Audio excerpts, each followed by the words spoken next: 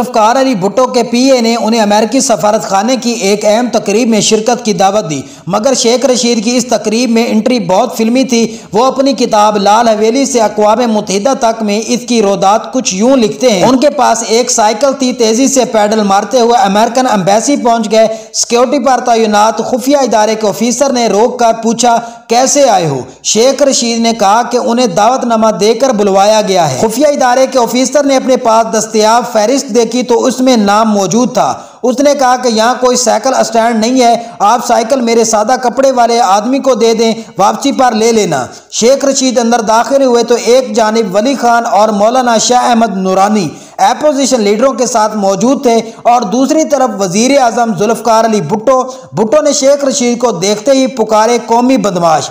भुट्टो ने शेख रशीद को कौमी बदमाश दरअसल इसलिए कहा होगा कि आज तो शेख रशीद एक किराए के सियासी वर्कर हैं, लेकिन वो जिस तरह सियासी सफर में दलेरी से आगे बढ़ रहे हैं तो जल्द ही वो कौमी सतह पर सियासी बदमाशी करते नजर आएंगे। तो फिर ज़ुल्फ़िकार अली भुट्टो की इस पेशगोई को हम आज तक अक्सर कई बार पूरा होते देख चुके हैं। 1967 में पीपल पार्टी बनी तो उस कमरे में सियासी वर्करों में शेख रशीद भी मौजूद थे। वह भुट्टो के मद्दाह थे। उस वक्त इनकी उम्र 17 साल थी।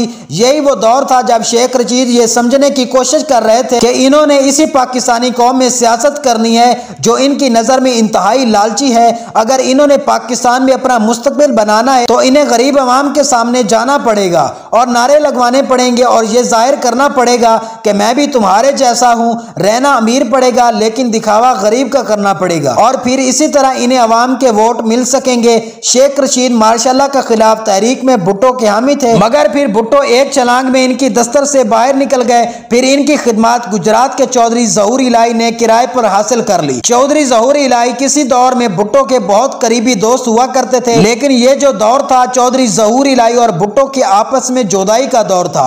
शेख रशीद की तलबा सियासत जारी थी और वो अब कारपोरेशन की सियासत में बहुत आगे निकल चुके थे। वो धड़ल्ले से अपने सियासी अकाउंट से चंदा लिया करते थे। बचपन से इनका गुस्सा चूंकि फॉर सेल था तो अब इनके पास इतने पैसे जरूर रहने लगे। इन्होंने एक सेकंड हैंड वेस्पा स्कूटर खरीद लिया। अब वो इसी वेस्पा स्कूटर पर सफर किया करते थे।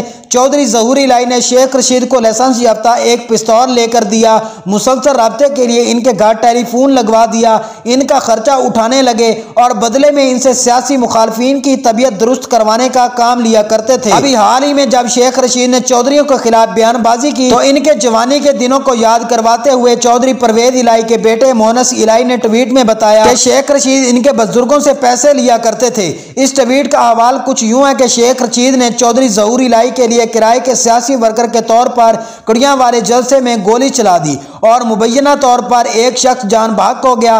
क्योंकि शेख रशीद के पीछे चौधरी ज़हूर इलाही का हाथ था इसलिए वो गिरफ्तार तो हुए मगर चंद माह के बाद ही जेल से आजाद हो गए। शेख रशीद के पास हर वक्त एक चाकू होता था और हर किसी को मालूम था कि अगर शेख रशीद से पंगा लिया तो वो चाकू मारने से गुरेज नहीं करेगा। वो ज़ुल्फ़िकार अली भुट्टो जिसने इन्हें कौमी बदमाश का लक़ब दिया था, अब वो उनके सियासी मुखालफिन के इशारों पर ज़ुल्फ़िकार अली भुट्टो के खिलाफ ही नारे लगाने लगे। उनके हामियों को मारा करते थे। एक जलसे में भुट्टो तकरीर कर रहे थे और शेख रशीद ने बड़े जलसे में अपने साथियों समेत उनके खिलाफ नारेबाजी शुरू कर दी, गाड़ियों को आग लगा दी और जज्बात में इस कदर मशगूल हो गए कि पहले अपनी कमीज और बुनैन उतार कर लहराना शुरू कर दी। जलसे में हलचल मच गई और सब भाग गए और भुट्टो का यह जलसा फलाप हो गया। शेख रशीद के सियासी बाप चौधरी ज़हूर इलाही को ज़ुल्फ़िकार अली भुट्टो के बेटे मुर्तजा भुट्टो ने हमला करवाकर जान से मार डाला तो शेख रशीद को अपने परों से उड़ने का मौका मिला। पाकिस्तानी सियासी मंजरनामे को आप एक कमरे को तशबीह दें जिसमें दाखिल होने का सिर्फ एक ही दरवाजा है तो पाकिस्तान में वो दरवाजा सिर्फ और सिर्फ पाकिस्तान आर्मी है। पाकिस्तान के हर सियासतदान को इसी दरवाजे से गुजरना पड़ता है। तो इल्जाम और बहस पाकिस्तान में फजूल तरीन है कि यहाँ पर कौन से सियासतदान को आर्मी ने बनाया है। यहाँ का हर सियासतदान आर्मी की मदद से ही अपने अरूज को पहुंचा है। यहाँ पर किसी भी सियासतदान को चेक करने का सिर्फ एक ही तरीका है कि आखिर वो सियासत में आने के बाद कब कब जमहूरियत की बालादस्ती और आइन की सरबुलंदी के इक़दाम करता है और कब कब आर्मी के मफाद के लिए सियासत करता है।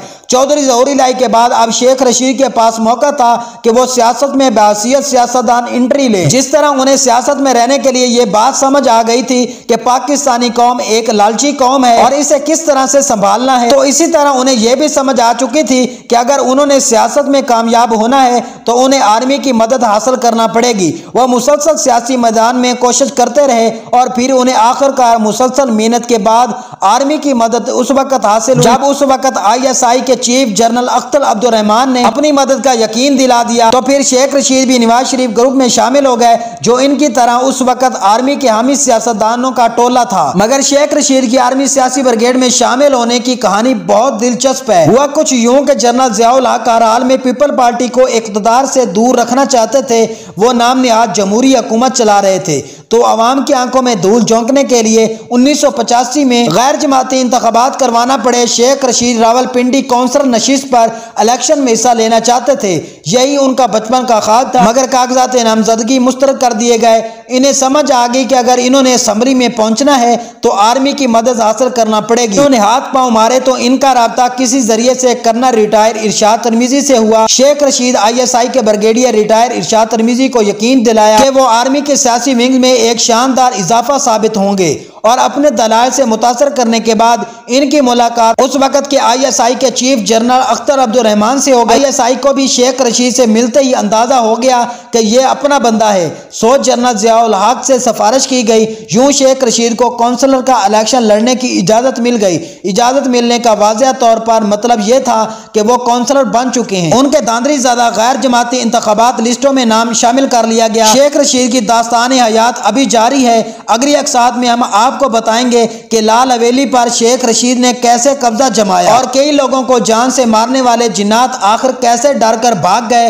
नवाज शरीफ के चेहरे में नूर देखने वाले शेख रशीद फिर कब मुशर्रफ के साथ आन मिले। नवाज शरीफ ने बेनज़ीर भुट्टो को कैसे पीली टैक्सी कहते थे और यह भी बताएंगे कि शेख रशीद कुंवारे नहीं बल्कि एक दफा इनकी शादी भी हुई थी और शेख रशीद के पास 5000 रुपए नहीं थे कंपनी रजिस्टर करवाने के लिए और शेख रशीद के पास दूध पीने के लिए भैंस नहीं थी। तो फिर शेख रशीद ने क्या किया, ये सब बताएंगे अगली अक़सात में। अगली अक़सात पर वक्त देखने के लिए मिस्टर पर्ल खान को सब्सक्राइब कीजिएगा और बेल के आइकन पर क्लिक कीजिए ताकि आने वाली मजीद ऐसी वीडियो बआसानी आप तक पहुंच सके।